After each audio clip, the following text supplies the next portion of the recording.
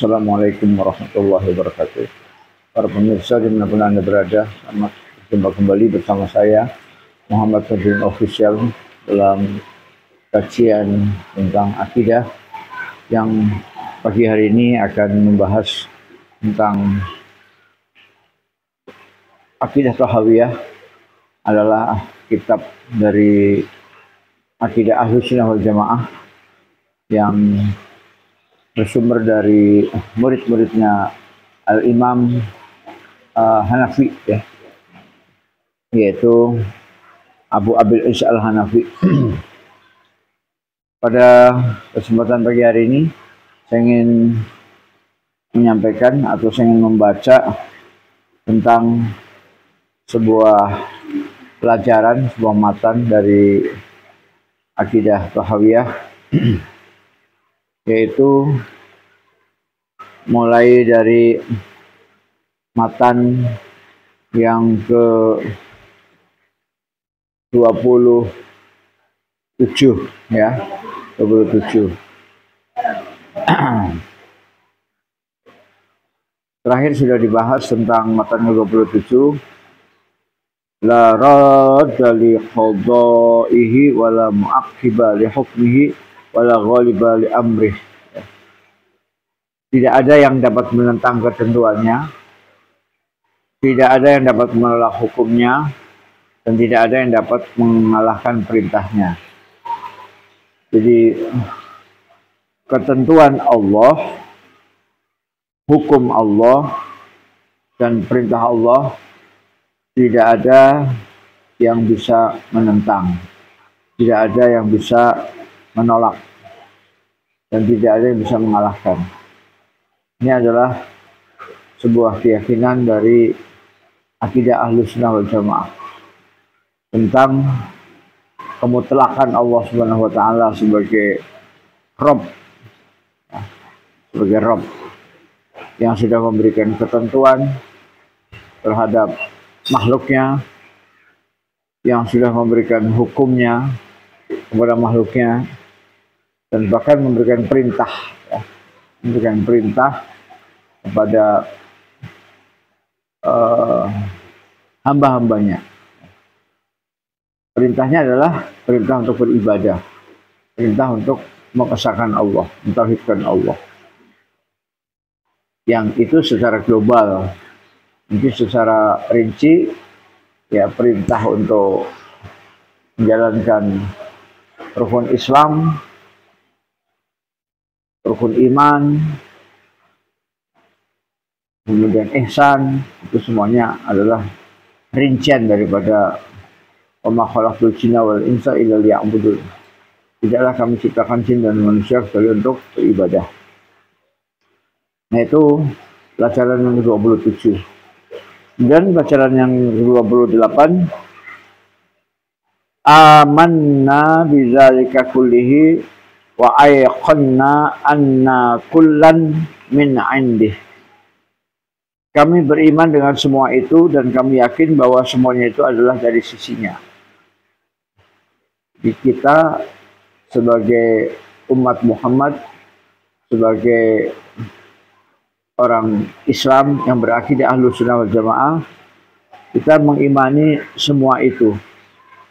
Mengimani qadha, ya, ketentuan Allah, mengimani al-hukm, hukum, dan mengimani al-amr, ya. Nah, tentu kalau kita ingin tahu perbedaan secara mendetail dari 3 poin ini, ya, ini ada kajian khusus, ya. Qadha adalah ketentuan. Contohnya tidak usah jauh-jauh. Kita tidak pernah minta kepada Allah bahwa kita minta dilahirkan di suatu tempat. Nggak pernah. Tahu-tahu kita diberitahu sama bapak ibu, kamu lahirnya di sana. Kamu lahirnya di Jakarta, di Bogor, di Bandar Lampung, di Banjarmasin. Itu yang mengasih tahu siapa? Orang tua. Kita tidak bisa minta kepada Allah, ya Allah saya minta lahir di Mekah, nggak bisa. Ya Allah, saya minta lahir di tengah hutan Papua, tidak bisa. Itu ketentuan Allah. Ya. Ketentuan Allah tentang di mana kita lahir, siapa nama ibu kita, siapa nama bapak kita, itu tidak bisa kita request, minta, nggak bisa. Pokoknya kamu bapaknya namanya Fulan, ibunya namanya Fulana. Ya. Kamu lahirnya di kota A, itu adalah ketentuan Allah. Kita tidak bisa, coba kalau ibu saya insinyur, coba kalau ibu saya profesor, coba kalau ibu saya artis, nggak bisa. Ibu kamu ya itu yang sekarang ini. Demikian juga bapak. Ya. Jadi ketentuan siapa nama ibunya, siapa nama bapaknya, di mana lahirnya. Demikian juga bagaimana wajah kita, apakah hidungnya pesek atau mancung, kulit kita apakah kulitnya putih atau hitam, kemudian rambut kita keriting atau lurus, itu sudah qadha, ketentuan dari Allah Subhanahu wa taala. Nah, kemudian yang kedua tentang hukum. Ya. Lihukmi. Allah sudah memberikan hukum, ya. Mana yang halal, mana yang haram. Mana perhiasan yang halal, mana perhiasan yang haram. Kenapa emas dan sutra wanita boleh, laki-laki tidak boleh? Itu sudah ketentuan hukum dari Allah Subhanahu wa taala melalui nabinya, Nabi Muhammad SAW. Kita tidak bisa protes dan kita tidak perlu bertanya, kenapa ya? Saya tanya dulu dong. Jadi kalau jawabannya masuk akal, saya baru mau. Ini tidak ada orang beriman seperti itu, tidak ada. Orang beriman itu selama itu adalah perintah Allah, perintah Rasulullah, maka sami'na wa ata'na. Saya dengar dan saya taat. Adapun secara umum kita bisa menggali bahwa memang yang sebagai perhiasan dunia itu adalah wanita. Wanita itu adalah perhiasan dunia, sehingga perlu hiasan, mulai dari emas, perak, sutra, dan lain-lain. Kalau laki-laki bukan hiasan dunia. Laki-laki itu adalah khalifatullah fil ard, pengelola bumi. Ya, pengelola bumi. Ini ja'ilun fil ardi khalifah. Karena perintah Allah terhadap Nabi Adam, ya, dan khalifah dalam arti itu adalah Nabi Adam. Tugas laki-laki itu adalah mengatur, memanage, mengelola bumi ini dengan undang-undang Allah, dengan aturan Allah, dengan syariat Allah. Jadi laki-laki itu lebih banyak bekerja di luar, di mobile, ya. Kemudian pikirannya tinggi, ya. Kalau wanita lebih kepada diperintahkan untuk menjadi perhiasan, ya, perhiasan. Boleh nggak wanita-wanita itu punya aktivitas yang mirip dengan laki-laki? Boleh, selama dia bisa menjaga adab-adabnya, ya. Auratnya ditutup, kemudian tidak berkholwat, tidak berdua-duaan saja, tanpa adanya pihak yang ketiga atau tanpa adanya mahram, ya. Boleh. Nah, jadi kita tidak dituntut untuk mengetahui kenapa ya kok sutra boleh untuk wanita, kok laki-laki nggak boleh. Itu kita tidak dituntut untuk tahu sebabnya. Demikian juga emas. Selama itu adalah ketentuan Allah dan Rasulnya, maka kita sami'na wa ata'na. Nah, itu namanya ketentuan hukum. Ya. Di luar hal-hal yang sifatnya haram mutlak, ya. Haram mutlak itu seperti makan babi, makan darah, makan bangkai, ya. Hurrimat alaikumul maitata wa damu wa lahmal khinzir wa ma uhilla li ghairillah. Dan apa-apa yang disembelih dengan nama selain Allah. Jadi sembelihan dengan atas nama selain Allah, bangkai, darah, babi, itu haram, termasuk juga alkohol. Nah, itu adalah hukum-hukum yang hukum-hukum itu tidak dapat ditolak. Hanya orang-orang yang tidak beriman, ya, hanya orang-orang munafik, orang-orang zindik yang selalu mengecek Allah Subhanahu wa taala. Orang beriman selalu membesarkan Allah. Ya, Allahu Akbar. Allah Maha besar. Ya, besar ilmunya, besar kekuasaannya, besar hikmahnya. Ya. Demikian juga amrih, ya, perintah Allah. Kalau Allah sudah memerintahkan sesuatu, baik melalui malaikat maupun langsung, Allah cukup berkata kun. Idza arada syai'an ayaqula lahu kun fayakun. Allah hanya mengatakan kun, maka terjadi. Jadi bagi Allah itu sangat mudah untuk menciptakan sesuatu, untuk memerintahkan sesuatu, memerintahkan apa saja. Allah perintahkan air, hai air, gulung pemukiman itu, maka air itu akan mengikuti perintah Allah, menggulung pemukiman sehingga terjadi banjir bandang, terjadi tsunami. Itu kalau Allah sudah memerintahkan air, itu tidak ada insinyur, master, doktor, profesor, ahli hidrologi, ahli pengairan yang bisa mencegah, tidak ada. Air itu akan datang secara spontan dan menggerus, menggulung seluruh pemukiman. Mobil hanyut, rumah hanyut, ya, terutama rumah-rumah kecil, jembatan putus, pohon tumbang. Nah, apalagi kalau Allah memerintahkan air dan juga Allah memerintahkan angin. Hai angin, sikat pemukiman yang di pinggir laut. Maka angin itu akan menyikat sehingga pohon-pohon akan tumbang. Hujan akan sangat deras, tidak terkendali. Sehingga ada banjir dari hujan, ada banjir dari laut. Ya, banjir rob namanya.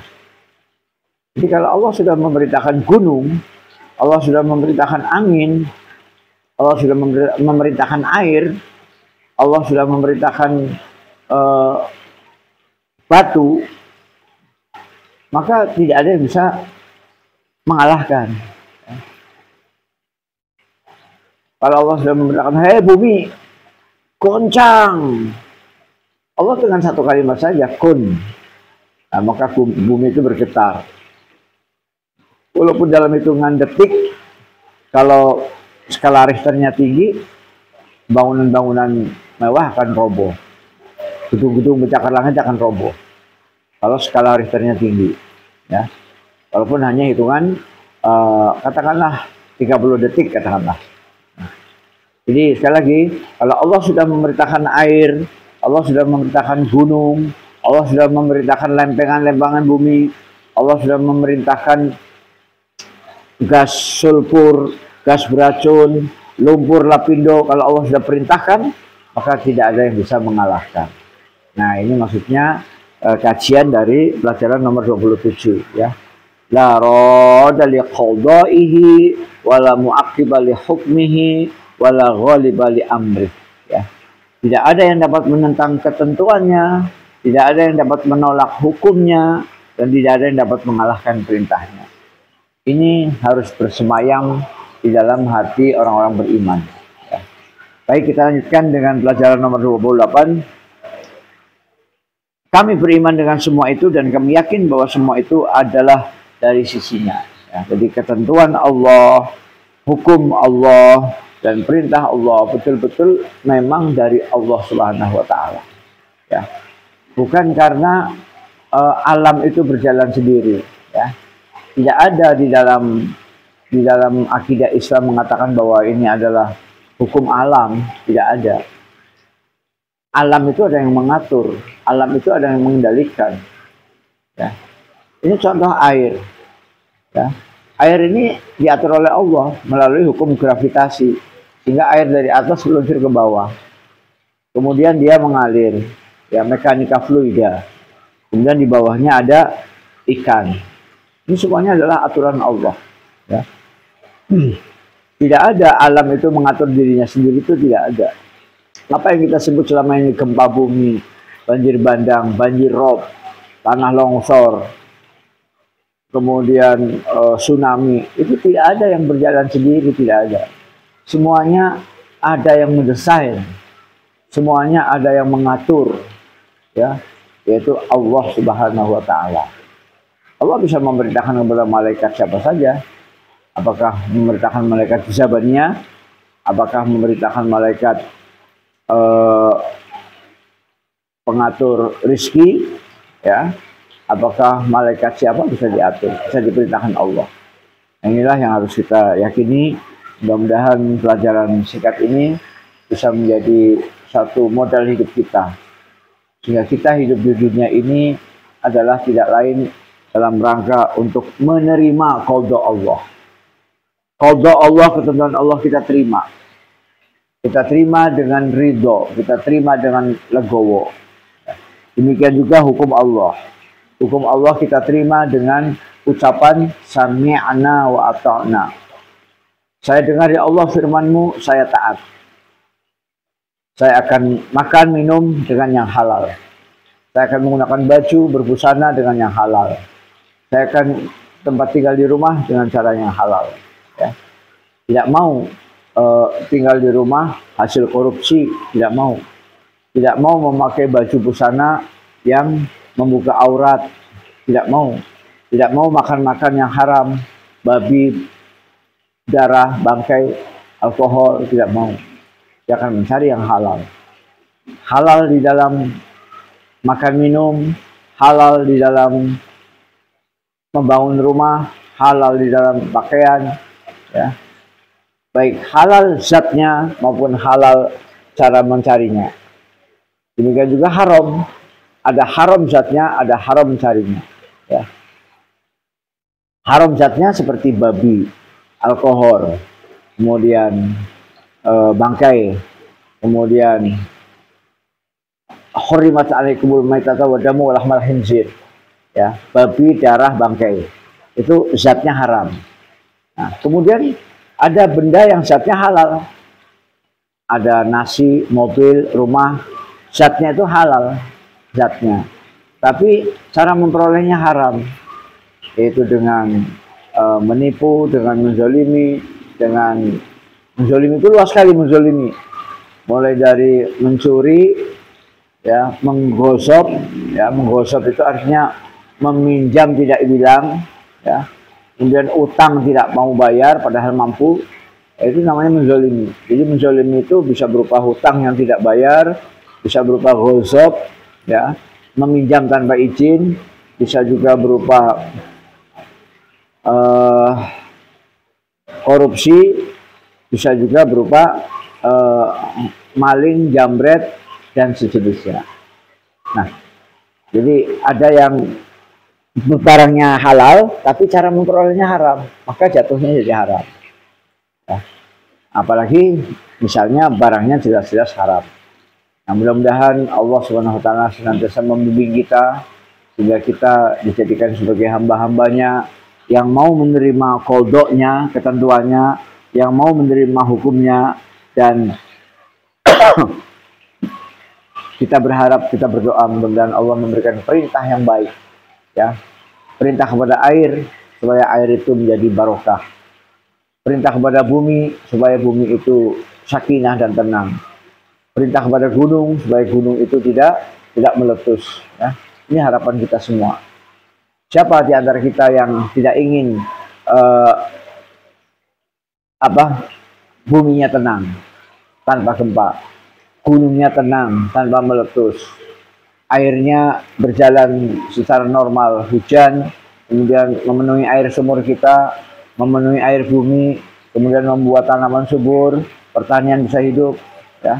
Nah, mari kita selalu berharap semoga Allah memerintahkan alam semesta ini menuju kepada keberkahan,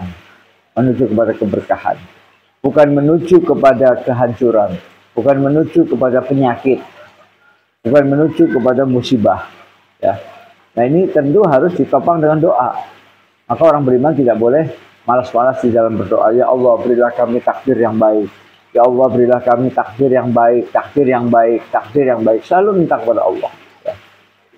Kalau kita minta dan memang mintanya dengan tulus, disertai dengan istighfar, dengan taubat, disertai dengan istiqomah, ya, maka insya Allah hidup kita akan diberkahi oleh Allah Subhanahu wa Ta'ala. Sebaliknya kalau kita tidak minta, maka hidup kita kemungkinan tidak ada berkahnya. Uang banyak habis, lari ke dokter, lari ke rumah sakit. Yang panen uang kita siapa? Yang panen uang kita adalah dokter dan rumah sakit. Ya. Demikian juga mungkin lari ke para aparat penegak hukum kalau dia sedang mengalami proses kasus pengadilan, ya, akhirnya uang kita habis. Ya. Apakah bisa uang kita habis? Oh, sangat bisa, ya, sangat bisa. Allah sangat mudah untuk mengambil uang kita, sangat mudah. Dalam hitungan 1/1000 detik uang kita bisa hilang, ya. Maka kita tidak boleh takabur, tidak boleh sombong, harus senantiasa ingat Allah, harus senantiasa bersyukur, kemudian harus melaksanakan perintah-perintah Allah Subhanahu wa Ta'ala. Sholat dengan tertib, zakat dibayarkan, kemudian bersedekah, berinfak untuk menyantuni orang-orang yang tidak mampu. Baik itu yatim piatu maupun janda-janda miskin yang beranak banyak. Mungkin sampai di sini dulu. Wabillahi taufiq wal hidayah. Assalamualaikum warahmatullahi wabarakatuh.